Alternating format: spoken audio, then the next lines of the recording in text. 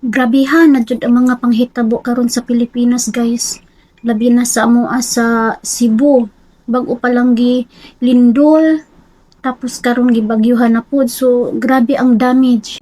Maampingon ang tanan kay labi na karon adlaw na nasa laing bagyo diha sa Pilipinas, guys. Labi na sa Cebu bag-o pa lang gi tingo.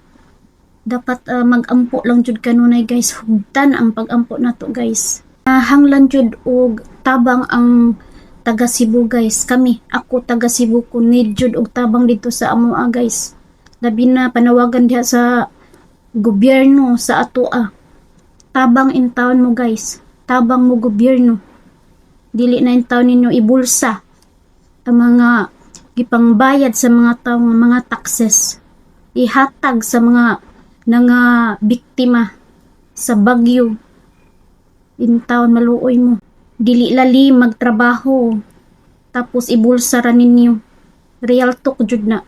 Kapoy magtrabaho, guys. Magkanda kuba. Magkasakit. Magtrabaho. Labi na ang nasa laing nasod. So, dili unta kanang gahaman sa kwarta ba. Tabang. Dili ibulsa. Sa pamilya nako diha sa Cebu City, sa Camotes Island. Guys, mag-inampingon mo, guys. Labi na karon adlaw na nasay bagyo no diha sa Pilipinas. Bisayas ang mutog asa ang igo kay dili na ko ganahan mamati mo tanong mga news kay sana ma-distract ko makuan ko baka nang sana ma-worried ko na layo ko di ako sa laing nasod. So amping mo tanan, guys. Magpasalamat sa Ginoo nga tanan akong pamilya diha sa Cebu City, sa Camotes Island nga ligtas ra in town sila, guys, sa sa bagyong Tino. Bahala na lang ng gamit. Importante luwas ang tanan kinabuhi.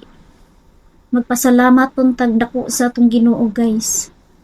Kitang tanan, mga pamilya man, mga relatives, mga friends, mga unsayngan ana silingan, dapat magpasalamat ta sa Ginoo nga iya patanggi hatagan og another chance sa atong life, guys. So hugtan pa jud gihapon ang atong mga pag-ampo, guys, nga maundang na unta, guys, dili na magsigi ang kalamidad karong panahon na. Kay dili lali maapektuhan tanan trabaho, tanan ang mga estudyante dili na maka-eskwela. So tanan jud ang apektado karong panahon na, guys. So mag-ampo ta kanunay sa God. Kining tanan, guys, mga pagsuway ra ni nato sa Ginoo, guys, kung unsa jud ta kalig-on dinhi sa kalibutan ug unsa ta ka matinuhoon sa iyaha. Mauna, guys. So paalang sa mga laging kanang mamutol og mga kahoy, guys, dapat unta paghuman og putol. Kinahanglan nga ilisan unta pud og tamnan pud para dili ang atong kinaiyahan nga ma-drain na sa sobra ka init. So dili na makasurvive. So kung mag-ulan mo na wala nay makapugong sa tubig, mubaha jud. So lesson learned jud ni sa atwa. So stop cutting kung dili man magtanom og balik, guys. Kinahanglan nga ato jung ampingan ang atong mga kabukiran unta kay lisod kaayo na pag-abot sa kalamidad wala na joy makapugong sa tubig, guys, tungod ang atong mga tres wala na gipang putol na ang mga tanom nga naa sa kabukiran. So pagbaha luoy ang nasa ubos, anha dahili. So pastilan dili jud ma-imagine kung unsa ang mga panghitabo. So guys, daghan kayong salamat. Thank you for watching, guys. Lesson to learn ni natong tanan.